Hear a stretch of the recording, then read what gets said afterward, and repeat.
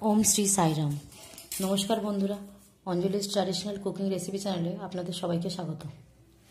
आमार आजकेर रेसिपि पनीर मालाइकारी।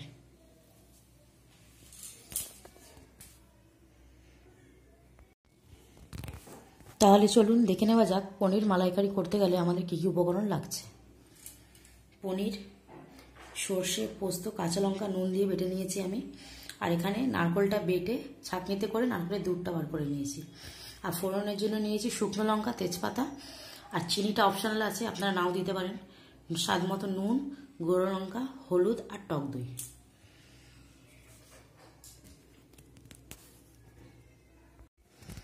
আজকে আমি সরষে তেল দিয়ে রেসিপিটি করব। আমার তেল গরম হয়ে গেছে, এবার আমি পনিরে একটু হলুদ নুন মাখিয়ে নেব।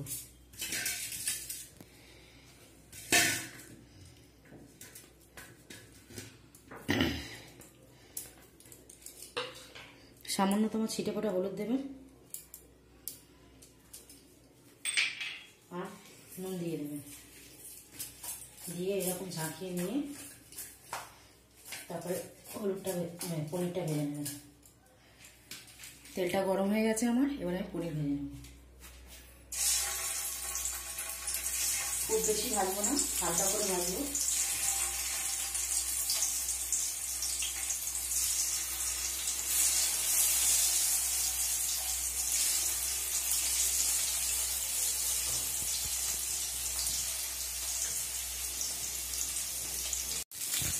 বাকি পনিরগুলো আমি একইভাবে ভেজে নেব।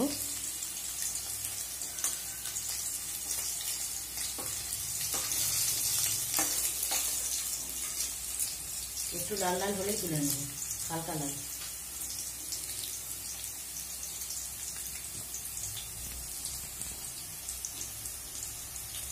অলমোস্ট সব ভাজা হয়ে গেছে পনির।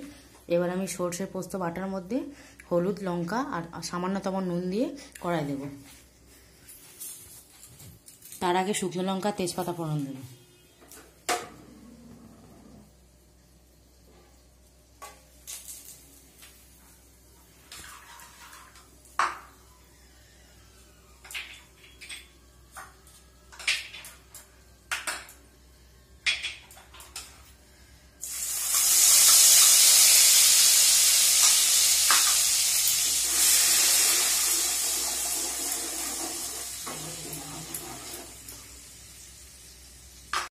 আমার গ্রেভিটা ফুটে উঠেছে, এবার আমি ফ্যাটানো টক দইটাও দিয়ে দেবো এর মধ্যে। আর খানিকক্ষণ ফুটে ওঠার পর তবে আমি নারকেলের দুধটা এর মধ্যে দেবো।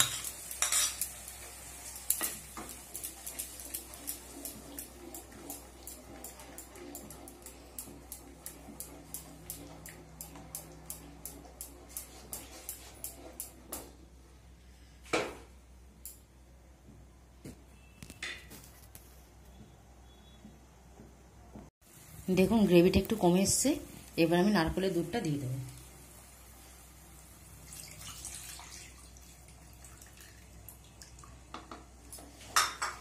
নারকেলের দুধটা দেওয়ার পর ফুটে উঠলে একটু তখনই আমি পনিরটা দেব আর এর সাথে চিনি দেব। আপনারা চিনিটা স্কিপ করতে পারেন।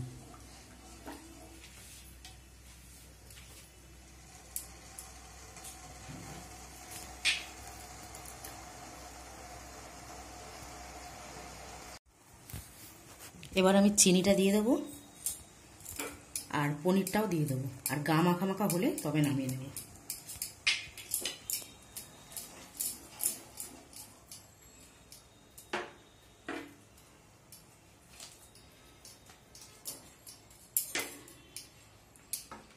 আমরা সবসময় পালক পনির বা মটর পনির খেয়ে থাকি, কিন্তু এই রেসিপিটা করে দেখবেন, একটু আলাদা লাগবে, ভালো লাগবে খেতে।